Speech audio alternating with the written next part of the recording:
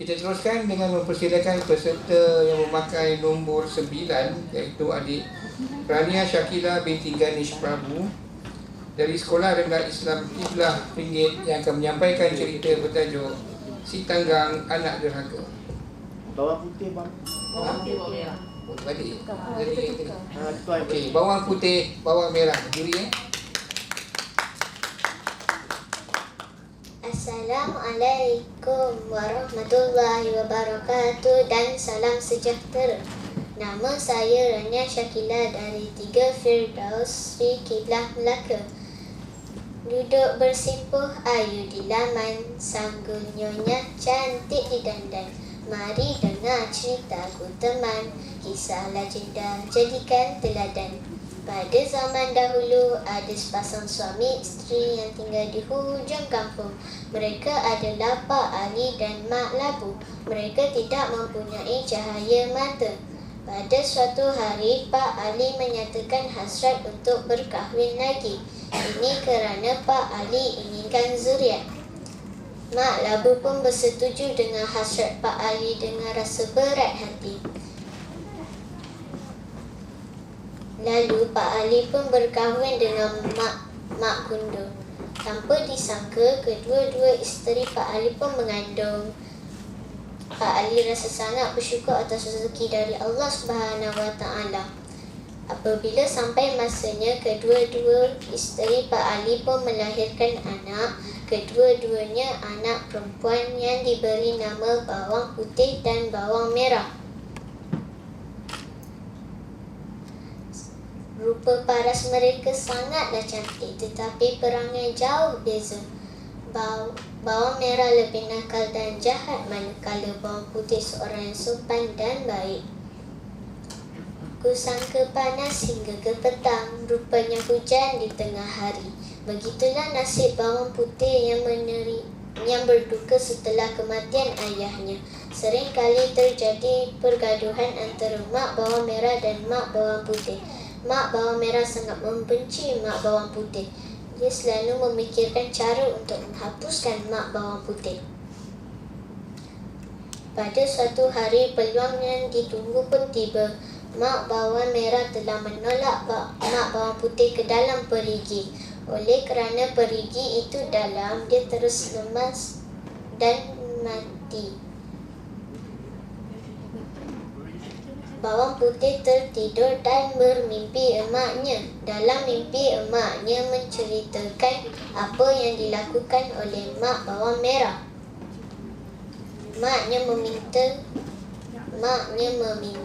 bawang putih ke perigi untuk mencarinya.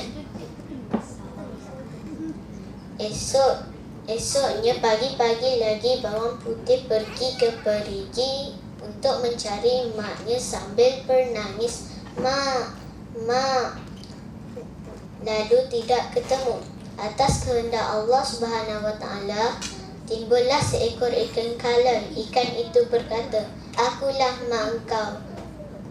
Engkau bermainlah dengan mak tiap-tiap pagi. Bawalah mak nasi melukut sayur keladi." Lalu bawang putih pun pulang. Keesokannya bawang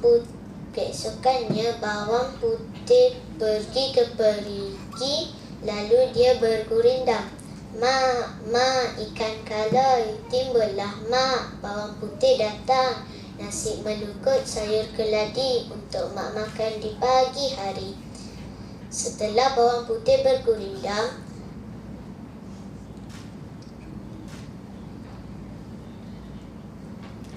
ikan kalai pun timbul. Lalu bawang putih memberi ikan itu makan. Setelah selesai, bawang putih pulang. Keesokannya, bawang putih pergi ke perigi seperti biasa. Namun, sudah banyak kali bawang putih bergurindam tetapi tidak ketemu.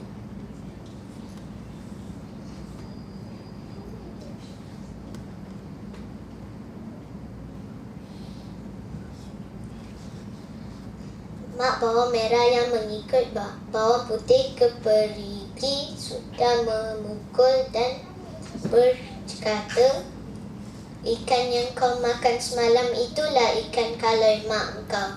Lalu bawang putih mengutip tulang-tulang dan menanam di atas bukit. Atas kehendak Allah SWT, tulang-tulang ikan itu menjadi sepohon beringin yang rendang. Dia mengantungkan buaian di dahan itu sambil bernyanyi, laju, laju, buaiku laju, pohon beringin, tegaknya tinggi, kalau rendang menyapu bumi, penghibur aku, penolong aku, bertiuplah, oh angin bayu, laju, laju, buaiku laju, akulah anak yatim piatu. Ada seorang raja yang sedang berburu. Salah seorang hulu balang mendengar suara perempuan menyanyi. Mereka akhirnya dapat melihat penyanyi itu ialah bawang putih.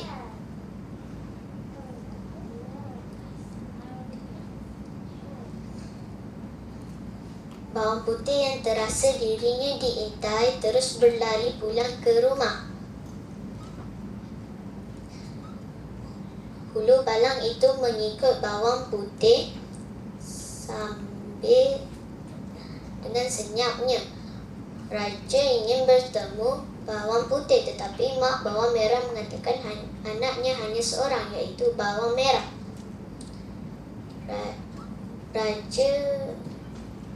Raja ingin mengetahui siapakah pemilik suara yang merdu itu.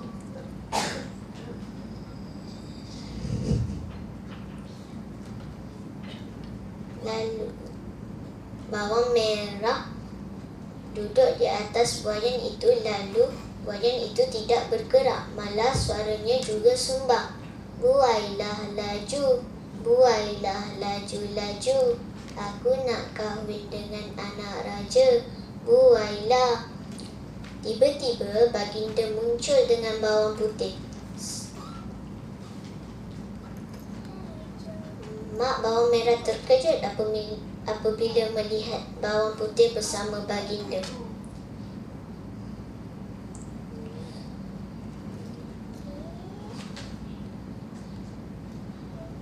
Bawang putih menaiki buaian itu dan buaian itu berbuai dan dia terus menyanyi. Baginda sangat murka akan mak bawang merah kerana telah menipu baginda. Bawang putih yang baik hati pun meminta baginda untuk mengampunkan mak bawang merah. Baginda kagum dengan kepribadian bawang putih dan bersetuju untuk menjadikan bawang putih sebagai permaisuri baginda. Akhirnya berkahwinlah bawang putih dengan tuanku. Begitulah kawan-kawan, kita hendaklah sentiasa menolong orang lain, pasti akan mendapat balasan yang baik. Selain itu, jangan sesekali menipu orang lain kerana pasti membawa padam. Pengajaran yang paling penting daripada cerita ini adalah sikap kasih sayang dan menghormati amat penting dalam membina kekeluargaan. Sekian, terima kasih. Demikian tadi persembahan Rania Shakila binti Ganesh Prabu yang telah menyampaikan cerita bertajuk Bawang Putih, Bawang Merah.